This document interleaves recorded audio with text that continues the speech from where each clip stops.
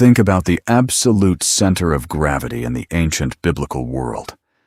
If you were to ask any Israelite, from the dusty plains of the Sinai wilderness to the golden age of King Solomon, what the most important, terrifying, and sacred object on the face of the earth was, the answer would be immediate: the Ark of the Covenant. It wasn't just a religious artifact, it was a weapon of divine mass destruction. It was the literal physical footstool of the creator of the universe. When the priests stepped into the raging waters of the Jordan River, carrying this gold-plated wooden chest, the waters violently rolled back. When they marched it around the fortified, impenetrable walls of Jericho, the stone and mortar crumbled into dust. It struck fear into the hearts of entire empires. The Philistines captured it, only to be plagued by disease and the decapitation of their own false gods. Men who touched it casually, like Uzzah, dropped dead on the spot. For centuries, the Ark of the Covenant is the blinding, undeniable focal point of the biblical narrative. And then, silence. A glaring, almost uncomfortable paradox emerges when we turn the page from the Old Testament to the era of the New Testament.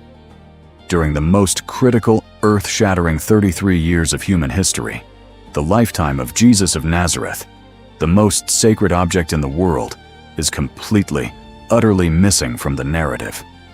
Jesus walks the shores of Galilee, heals the sick in the shadow of the temple, confronts the religious elite in Jerusalem, and yet, the Ark is never mentioned. He never visits it. He never speaks of its location. The Gospel writers do not spare a single drop of ink, lamenting its absence. We have to pause and realize how deeply strange this is.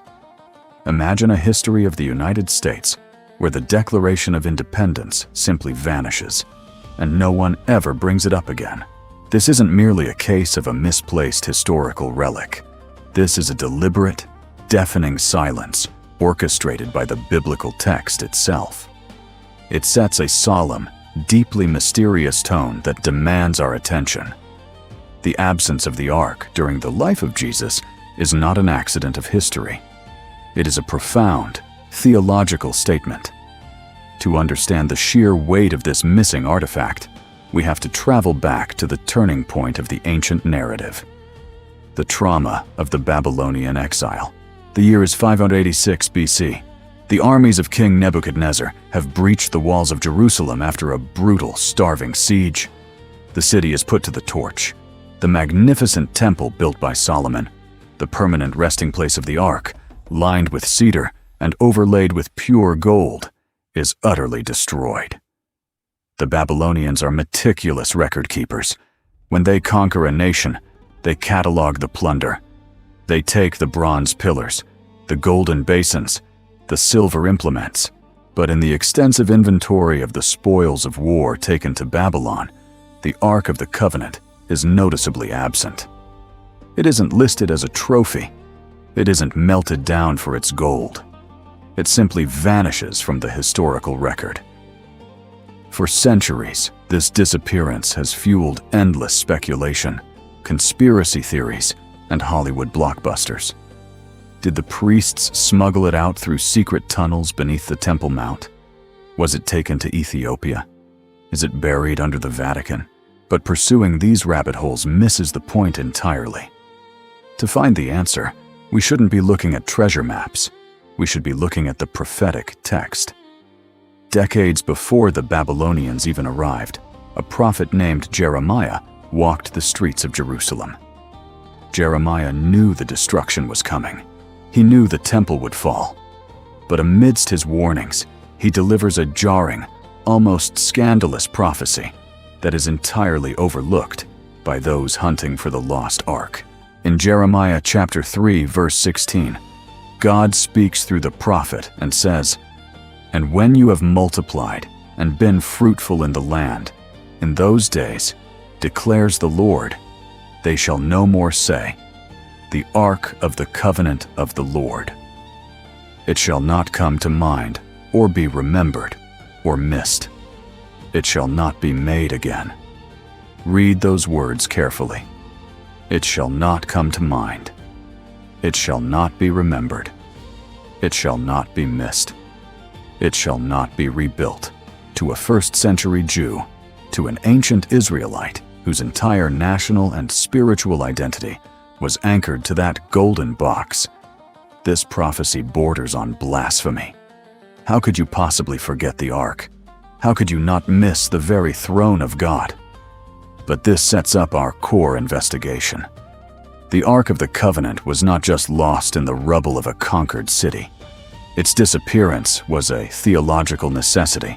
It was a deliberate, calculated shift in the timeline of human interaction with the divine. God was actively telling his people that a day was coming when the localized, physical container of his presence would be entirely obsolete. Fast forward to the 1st century, the exact world Jesus walked into.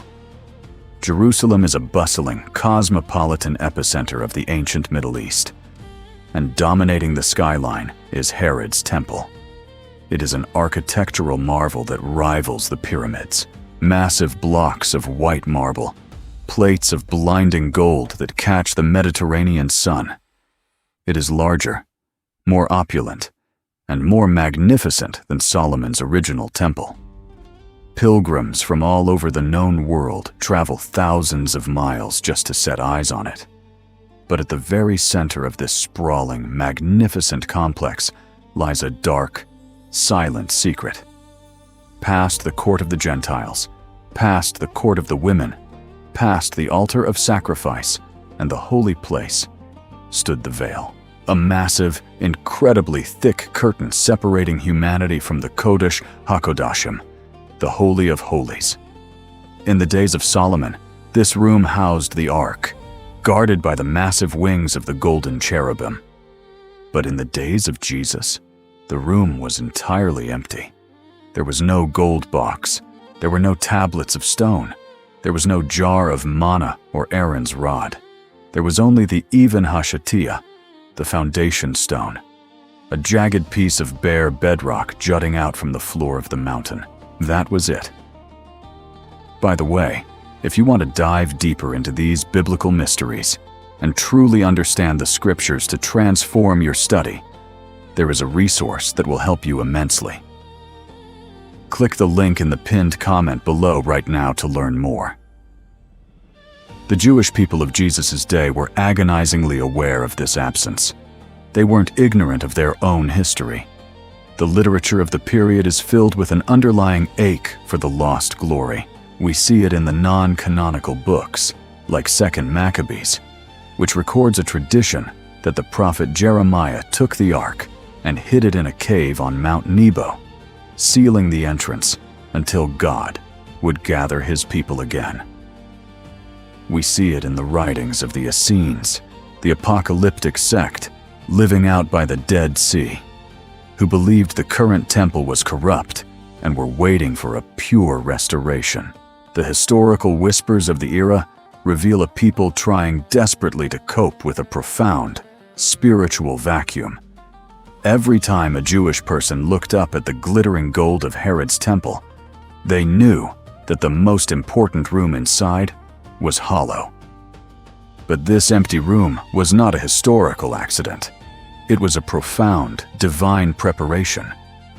We have to learn to read biblical history, not just as a timeline of political events, but as a deeply intentional, theological blueprint.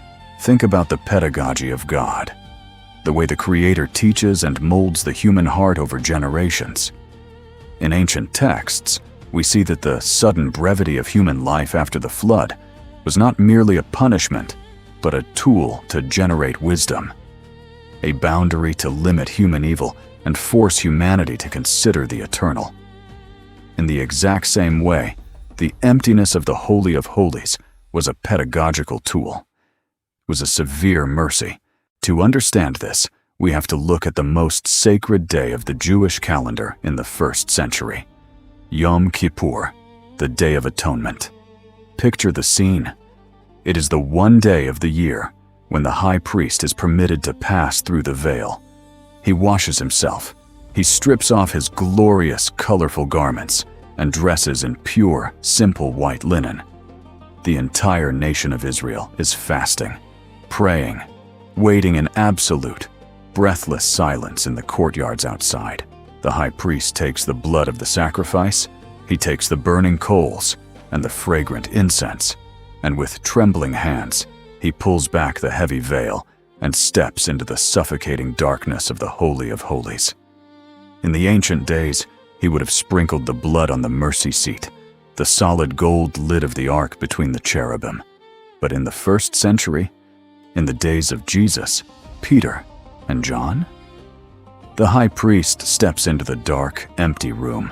The smoke of the incense fills the void, and he takes the blood, and he simply sprinkles it on the bare, cold bedrock, year after year, decade after decade, century after century.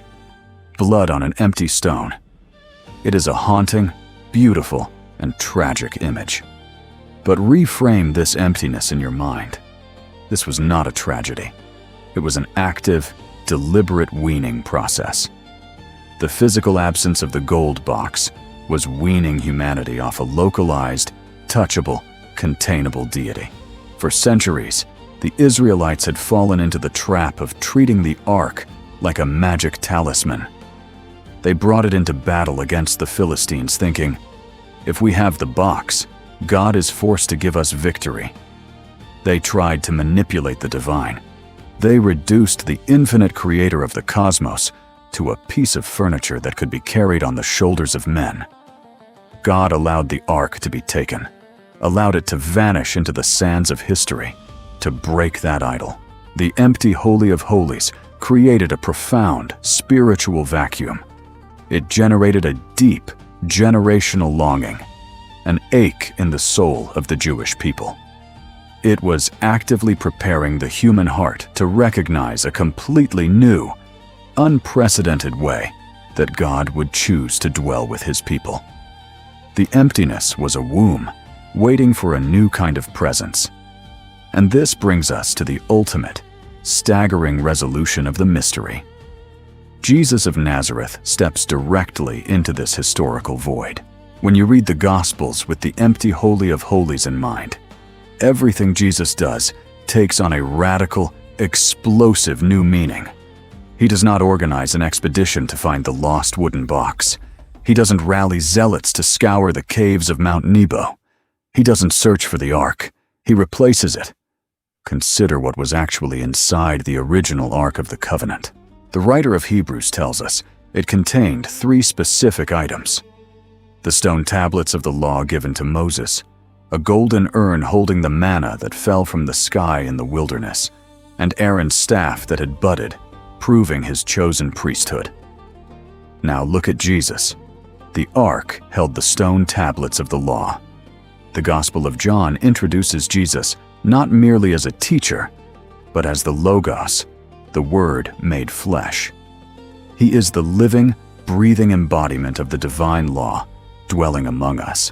He doesn't just hold the commandments, he fulfills them perfectly in his own body. The ark held the hidden manna, the bread that sustained the Israelites in the desert. In John chapter 6, Jesus stands before the crowds and makes a scandalous declaration. Your fathers ate the manna in the wilderness, and they died. I am the living bread that came down from heaven. If anyone eats of this bread, he will live forever. He is the true sustenance, the ultimate provision that the golden urn only pointed toward. The ark held Aaron's dead wooden staff that miraculously sprouted almond blossoms, the ultimate vindication of God's chosen high priest. Jesus, violently put to death on a dead wooden Roman cross, miraculously steps out of a sealed tomb 3 days later, blooming with indestructible, resurrected life. He is the ultimate eternal high priest, vindicated not by sprouting leaves, but by conquering death itself. Jesus is the new, living ark. The localized presence of God is no longer confined to a dark room. behind a thick curtain. It is walking the streets. It is touching the lepers. It is eating with tax collectors. It is weeping at the tomb of a friend. The divine presence has broken out of the box, and the narrative peaks at the crucifixion, the most violent and beautiful moment in human history. It is Friday afternoon in Jerusalem. The sky has gone completely black. The earth is violently shaking. Rocks are splitting apart. On the hill of Golgotha, just outside the city walls, Jesus cries out with a loud voice, "It is finished," and yields up his spirit. At that exact fraction of a second, the gospel writers tell us something incredibly specific happens inside the temple. The massive, heavy veil separating the holy place from the Holy of Holies, a curtain so thick that early Jewish traditions said it took hundreds of priests to manipulate it, is violently torn in two. But it's not torn from the bottom up, as if a man had ripped it. It is torn from the top to the bottom, ripped by the very hands of God. For the first time in centuries, the dark, terrifying inner sanctum is exposed to the light. And what does the world see when the veil falls? They see an empty room. They see bare bedrock. There is nothing there. The presence of God is not in that room anymore, because the true Ark of the Covenant, the localized presence of the living God, the ultimate mercy seat, where the perfect blood of atonement was just sprinkled to cover the sins of humanity, was hanging on a Roman cross outside the city walls. The blood wasn't sprinkled on a golden lid by a trembling priest in the dark. It was poured out on the wood of the cross in the light of day, for the entire world to see. The severe mercy of the empty room had finally fulfilled its purpose. The physical absence of the golden chest had forced humanity to look up, to look outward, to look toward the promised Messiah. This is why the New Testament is so deafeningly silent about the physical ark. You don't obsess over a shadow when the reality is standing right in front of you. You don't mourn the loss of a photograph when the person you love is holding your hand. The Ark of the Covenant was a magnificent, terrifying, beautiful shadow. But it was only a shadow. Jesus is the substance. The prophet Jeremiah was absolutely right. A day came when the Ark was not remembered, when it did not come to mind, when it was not missed. Because the people who encountered the resurrected Christ realized that they had something infinitely better. They had the Spirit of the living God dwelling not in a box built by human hands, but dwelling inside of them. The Apostle Paul takes this radical shift to its ultimate conclusion when he writes to the early Christians, telling them that their own bodies are now the temple of the Holy Spirit. Think about the sheer magnitude of that shift, the terrifying, lethal holiness that once resided between the golden cherubim, the presence that parted rivers and brought down empires, the presence that required a high priest to enter with fear and trembling once a year, now takes up residence in the hearts of ordinary, flawed, broken human beings who put their trust in the finished work of Jesus. We have become the living vessels, carrying the presence of God into a dark and fractured world. The mystery of the missing ark isn't a story about a lost artifact. It is the story of an expanding grace. It is the story of a God who refused to stay hidden in the dark, who broke out of the confines of religion and architecture to make his home with us, and ultimately, within us. This historical and theological reality demands a profound shift in how we view our own lives and our own pursuit of the divine. It is so easy, even today, to fall back into the ancient trap. We look for God in buildings. We look for the sacred in physical objects, in specific geographical locations, in emotional experiences, or in meticulously crafted religious rituals. We want a golden box we can touch, something we can control, something we can carry into our personal battles to guarantee a victory. We want the comfort of a localized, manageable deity. But the torn veil and the empty room stand as a permanent testimony against that desire. The divine presence cannot be managed. It cannot be contained. When you find yourself staring into what feels like an empty room in your own life, when the rituals that used to bring you comfort suddenly feel hollow, when the religious structures you relied on seem silent, when you feel a profound spiritual vacuum, perhaps you are not experiencing an abandonment. Perhaps, like the first-century Jewish people staring at the foundation stone, you are experiencing a severe mercy. Perhaps God is intentionally weaning you off a smaller, localized version of himself. Perhaps the emptiness is an active, deliberate preparation of your heart, a clearing of the stage, creating a deep ache and a longing for a more profound, unstructured, and intimate encounter with the living Christ. The void is not there to mock you. It is there to make room. The Ark of the Covenant served its purpose brilliantly. It carried the law, the provision, and the authority of God through the wilderness and into the promised land. It taught a stiff-necked people the absolute reality of God's holiness. But shadows must eventually give way to the dawn. The greatest tragedy of the first century wasn't that the Holy of Holies was empty. The greatest tragedy was that the religious elite of the day were so obsessed with maintaining the empty room, so fiercely protective of the veil, the rituals, and the architecture, that they completely failed to recognize the true Ark of the Covenant when he walked right into their courtyards, healed their sick, and taught in their streets. They chose the comfort of the hollow shadow over the disruptive reality of the living God. So, as we look back at the dust of ancient Jerusalem, at the vanished gold and the torn veil, we are left with a quiet, piercing question. A question that echoes through the centuries and lands squarely in our modern lives. Where are you looking for the sacred? Are you spending your life searching for a lost box, clinging to the shadows of old rituals, hoping to find God in the safety of a controlled, religious environment? Or are you willing to step out of the temple, look toward the cross, and embrace the wild, uncontainable living presence of a God who chose to make his home in you? The mystery has been revealed. The room is empty, but the throne is occupied. And if the physical ark of the Old Testament was merely a foreshadowing, a temporary vessel for the presence of God on earth, it forces us to look at the rest of the ancient world with entirely new eyes. If the ark was a shadow of Christ, what about the temple itself? What about the sacrifices, the priesthood, the very mountain of Jerusalem?